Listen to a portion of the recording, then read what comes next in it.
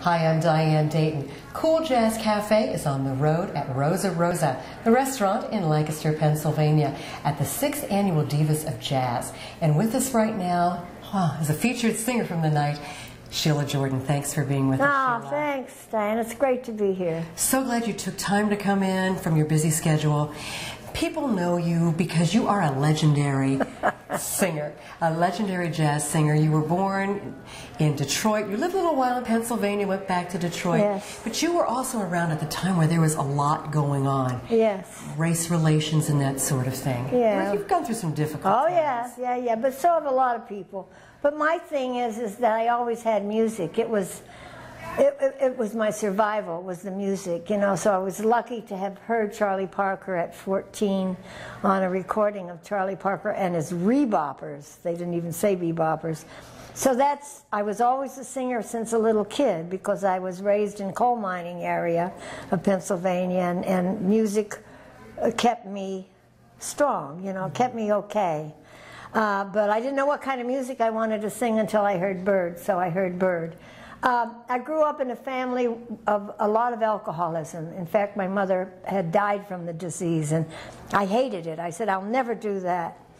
And you know, somewhere down the line, it's hereditary. It came out on me, and it took me a while to realize that, hey, I have a problem here.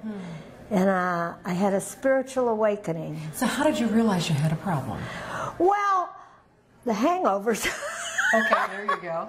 You know, the hangovers, and the one thing I never did, except only one time, but when I was singing, I never drank, you know, until after.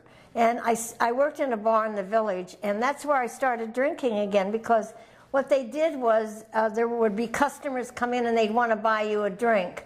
So I used to do this thing that they called spit back, because I told the owners, I don't want to drink. I can't drink alcohol. I hate it. And so I would order, they said, well, order something sweet. So I ordered cherry herring with a what do you call it? You know, what do they call those things? Water, chaser. Yes. Chasers, they were called. So I would drink the alcohol, but I'd spit it back into the glass like that, so I didn't have to take the alcohol down.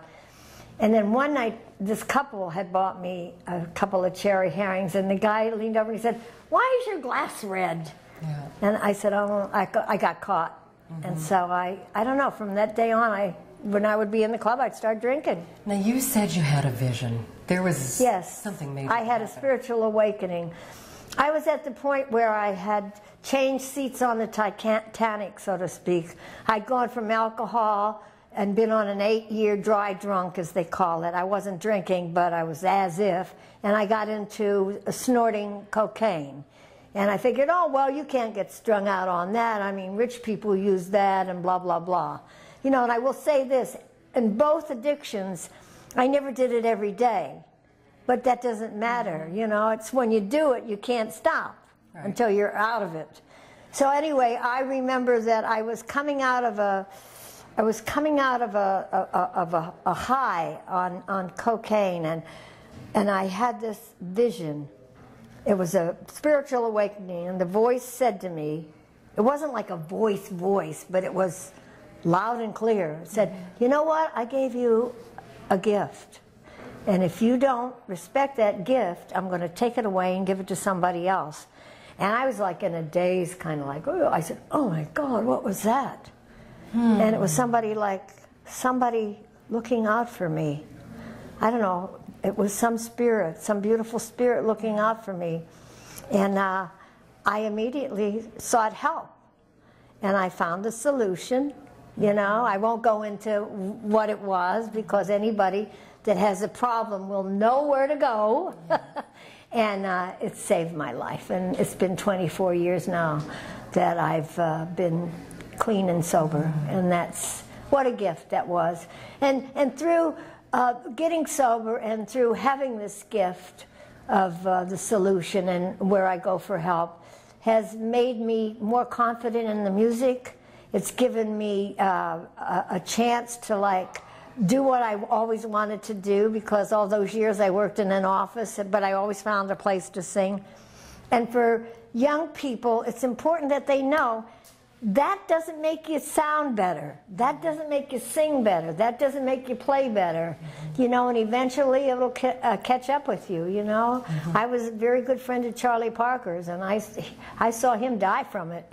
He was only 34 years old when he died, but he looked like he was 69 or more. And, you know, he killed himself from it, you know. Yeah. But, yeah, I know that there's something up there stronger than me that's looking out for me. And that was the proof. And my life has turned totally around. Yeah. You know, and at 81 and a half years old, I am out there working more than I've ever worked in my life. And it's all because I decided that I didn't want to do that to myself anymore. I didn't want to die the way my mother did from alcoholism, advanced stages of alcoholism. So that's where I am today. I'm doing what I love to do, and I have confidence now, and I'm not like everybody doesn't have to love me.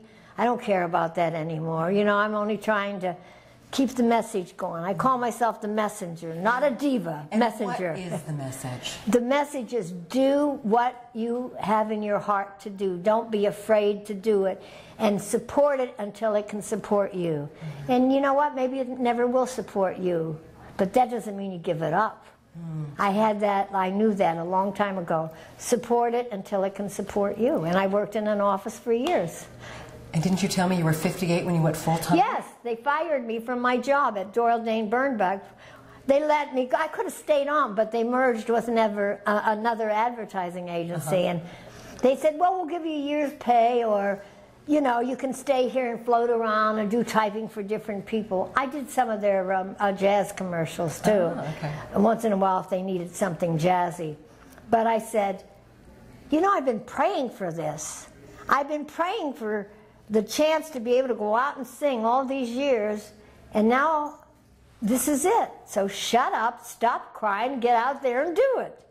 And that's what happened. So I went up there and I learned to teach from teaching these young students. Yeah. And I still teach. Yeah.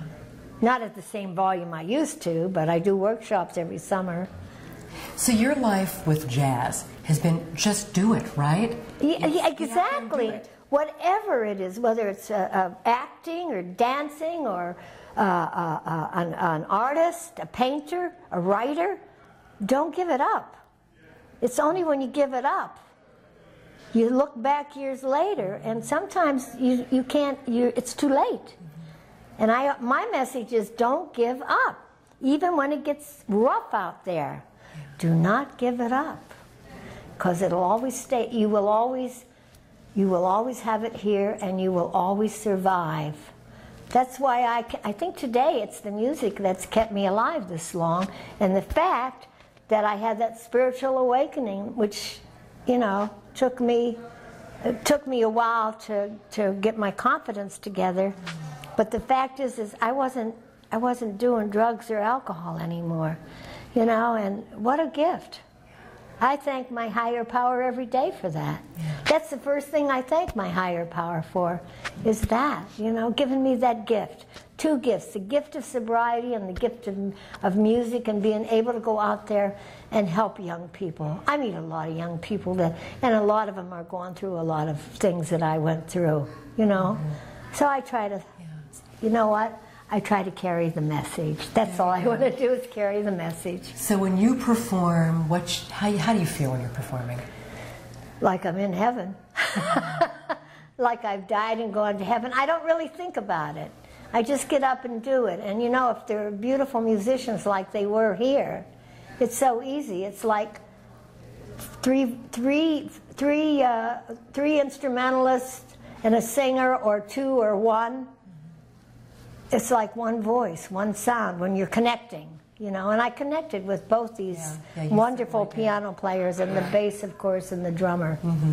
Thank you so much for taking time with my us, love, my joy. Yeah, you are magnificent. It's Thank you. Wonderful to have met you and to have heard you. The feeling is mutual.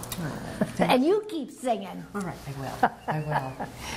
This is Cool Jazz Cafe. We're coming to you from Rosa Rosa in Lancaster, Pennsylvania. And keep looking for Cool Jazz Cafe to come to a jazz venue near you.